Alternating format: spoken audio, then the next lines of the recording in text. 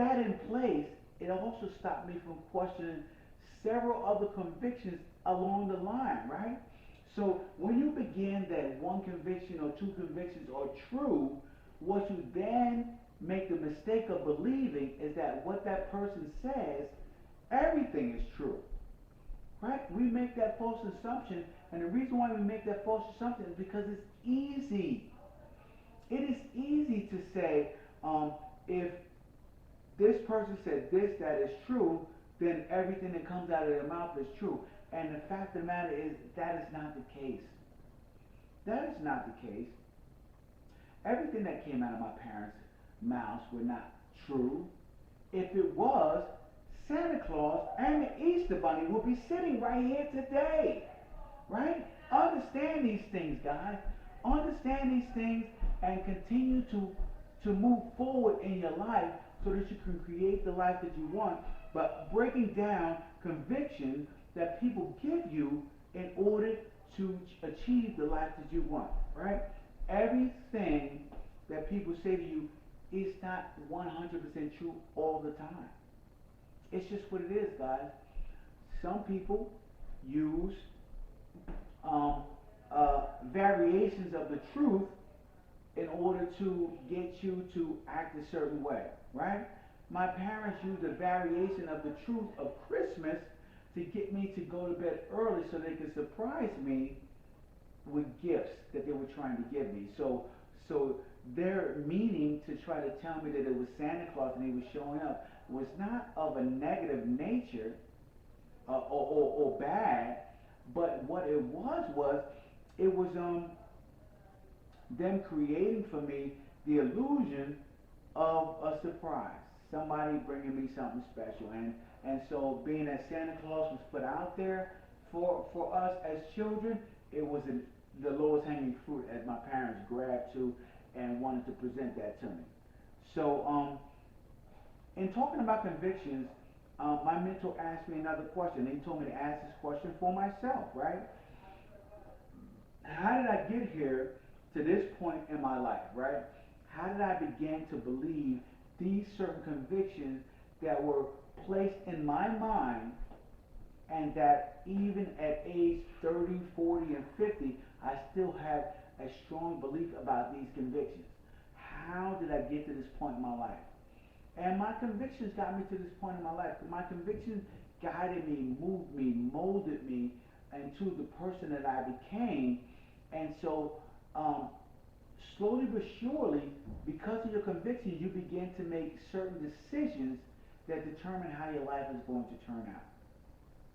Your convictions about politics will determine how you end up voting in your life, right? Your convictions about religion will determine like who your mate's going to be, what type of people you hang around, and what you do in your life each and every day, depending on how strong your religious beliefs are. So your convictions will take you to a certain point in your life and drop you off for you to figure out on your own. You know, I know if you're like most people, your convictions are just a couple of sentences here or a couple of phrases there that kind of brought you to a place in your life and then dropped you off there. They didn't give you full explanations because they were only convictions. They weren't 100% facts. They weren't 100% true. They were just convictions, right? So convictions are not a full layout of the facts of what it is so you can make an educated guess on moving forward. No, convictions are someone else's opinion, okay, passed down to you for you to take on as your opinion to pass on to the next generation and the next generation. There are many generations of convictions that have yet to be disproved because people live their life based on convictions, right? What they believe in, what they feel strong about. And they won't let anybody shape them or move them away from those convictions, right? I asked this question before, but in this case, I want you to focus solely on your beliefs and convictions, right? What are you truly believing in? What are your convictions in your life that have shaped and molded you to the point that you are? All right? This is going to take some evaluation for people to do. And I always tell people, listen, number one, you should always be journaling, right? You should be journaling your thoughts to figure out what are you thinking about, because so many thoughts passing through your mind. I said on an average 60 to 100 thoughts pass through your mind a day. So with all those thoughts passing through your mind, you need to write down and get some of those thoughts on paper so that you can prove or disprove those thoughts, so that you can make honest, serious, educated decisions on moving forward in your life. So that's important. Really need to know how you got where you were at. Was it your convictions that brought you there?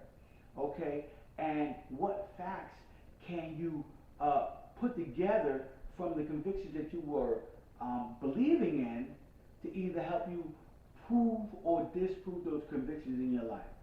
I tell people all the time, you need to make it a point of constantly, every single year, disproving one or two convictions that you have by arguing the opposite side of that conviction. Now, when it comes to something as deep as religion, I know that hurts, right? It hurts for people. It hurt for me because my family immediately turned against me when I just spoke about disproving a religion. They were so fearful and scared to hear me talk the opposite of what I believed in all my life. And so they thought I was becoming a different person. But I want you guys to know that in order to prove it to myself, I needed to be able to talk and understand and speak directly against everything that I believed in. And that is important, guys. That is important when it comes to convictions, because if you are strong enough, right, to argue the point of your convictions, especially when it comes to religion, which is deeply rooted in our DNA, damn near almost from generation to generation, right? If you are strong enough to argue that point, guys, then you have what it takes to create the life that you want, right? You have what it takes to dig deeper into other things that you have convictions about, and to prove or disprove them in order to move forward in your life. That is key. That is important, guys. So I want you to understand that. So another question my mentor asked me to ask myself was, how are my convictions shaping my daily actions that have the potential of creating a bad life for me?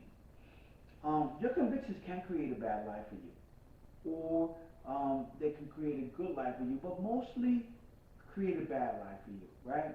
You know, things that you strongly believe in that you're afraid to disprove, they create bad life for you, right? They create a bad life for you because they stop you from thinking for yourself, right? What they do is they pass down generations of false facts or assumptions or beliefs that other people have had generations before you, generations that didn't have the facts that you have right now, right? And that's my point, right? The facts that you have right now and the resources that you have right now to disprove a conviction is not what they had in the past. It's not what I had in the past, right? So, in disproving a conviction, it is a lot easier now for you to gather facts and disprove them. The problem with most people is they are afraid to disprove their convictions because they have created an identity to those convictions, and they think that those convictions are themselves, and they're not. Those convictions are something that was passed down to them, and they don't truly know their true identity at this point in time. They're just living off of what someone else told them to be, or how someone else told them to think, and so when they think they're thinking for themselves, they are not thinking for themselves.